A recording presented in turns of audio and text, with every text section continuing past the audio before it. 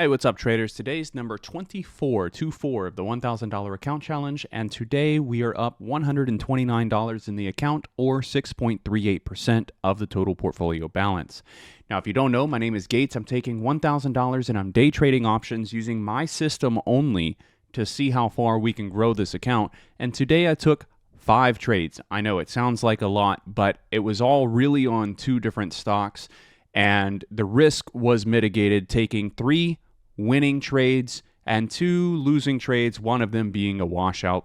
In this video, I'm going to break down those entries and exit. Now, I did trade live with the team, so there are no time-stamped alerts for me to show you.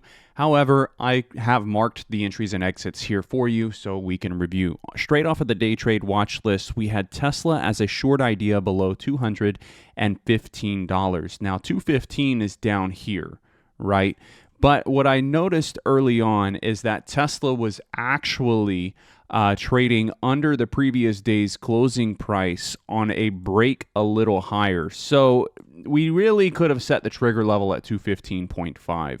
So 215 being our short trigger right here, we get the opening drop down below the previous day's closing price, which means that this stock goes from green to red. This is a green to red move. I've talked about this in my previous videos. We should know what this is by now. So when we get the drop down below $215, our first entry taken is on a rejection of the previous day's close at 215. I mean, it's just as simple as that. So our stop loss here is very minimal with the potential reward for who knows what, right? I mean, Tesla's low over here was 212, so potentially down to 212, maybe down to 213. We get the drop down further, stays below 215 the entire time, get the drop down further, wound up taking profits there for 20%. I mean, that's just as cut and dry as this trade really was. It was a break below the previous day's closing price on higher selling pressure, break below the trigger level, take the entry, and then just manage the trade and take the profits. Now, we do get a rally back up towards 215 and the previous day's closing price. And what I told everybody was, before we even got this move, as this is still consolidating, I said I'm looking for a flash move up on Tesla towards the previous day's close, and I'm going to take this short again. So when we get that move, that's exactly what I do. I wait for this to rally up. I take the entry closer to the top of this candle with the stop loss at the previous day's closing price. This drops down. We're actually up over 10% on this trade. I'm looking for the 20% move. We don't get it. It reverses back up on us, and I close this trade out for break even.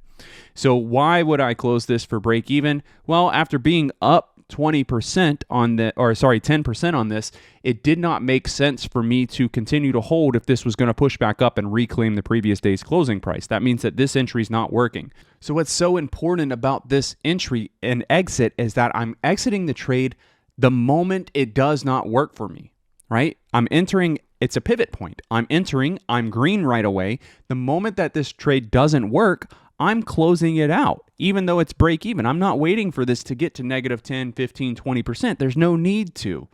The moment that it doesn't work, close it out.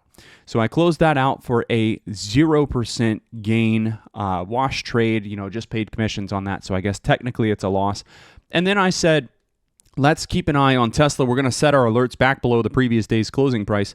Let's keep an eye on Tesla and see if this will get back below the 215 mark or back below the previous day's close. So here what we have is now a break of this uptrend trend line. So we get a break of the uptrend trend line, an aggressive, more aggressive, just like we had before, more aggressive sell-off down below the previous day's close and down below the 215 trigger, and then a rally back up towards that trigger level. And I went ahead and took the entry short about halfway through this candle. Now, my intention here was to add to this position as it pressed higher, and I was literally one tick off from getting my add on this trade to have a bit more size and to lower my cost basis, but I never got filled on my addition. So I stayed in this trade through all of this consolidation. It was somewhat worrisome because, well, it wasn't moving, right? But we're still underneath the previous day's close at this time. So as I'm holding through, it eventually drops down. We get this is my first sign of confirmation to continue to hold through here, because now we're getting the confirmation breakdown, right, from this consolidation. Confirmation breakdown, rally up, puts in the lower high and then the lower low once again, and I close the position out for a 20% gain there. So the entry initially was confirmed by this breakdown here, making the stock go from green to red. The second entry was confirmed by a rejection of the previous day's closing price, but we ultimately closed that out as it didn't work for us. The third entry was confirmed by the breakdown here below the previous day's closing price again, below the trigger level and below the uptrend trend line. It was just a matter of taking the entry, holding through, and trusting having the confidence in the setup itself to let that work. Now, we missed out on quite a bit of profit here as this continued to drop, but that's okay because we nabbed two 20% gains on Tesla and not much more that we could ask for there. Now, the other two trades that I took were on AMD. So AMD was a long idea above $167. Now, this was a big up gapper today into new all-time highs. Now, initially, we get the break of 167 right here, and against better judgment, I decided to not take this position long on the initial break of 167. I should have done that because that would have paid as this ran, over $1.50 up to new all-time highs.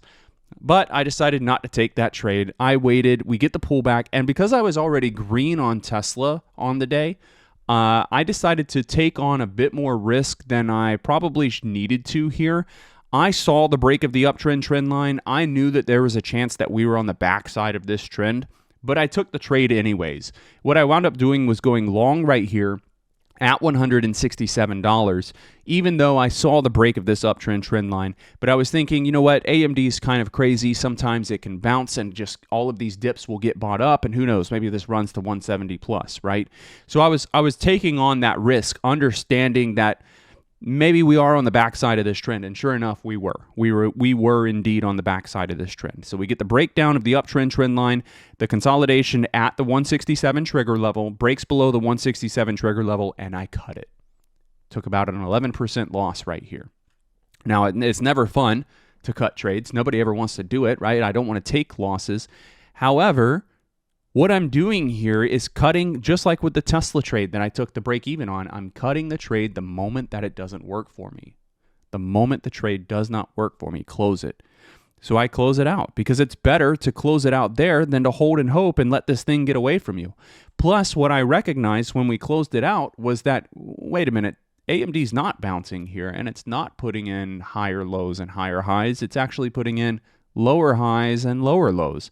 So we flip the script, right? This is such a pro move to flip the position from having a long bias to now going short. So we get the break below the trigger level, the rally up. We go short on AMD on the rally up and wound up closing the position as it continued down for a 20% gain down here. Okay, so the key takeaway from these trades, all of them taken at or near the trigger levels, is closing the trades out when they do not work for you. The sooner that you can close them out, the sooner that you can look for other opportunity, and the smaller amount of loss you're going to take. I do hope that this video has helped you out. Press that like button for me if it has, and subscribe to the YouTube channel if you haven't done so already. It's the best way to support this type of work that I do. Thank you so much for your time, and I will see you next week when we continue the $1,000 account challenge. Cheers and take care.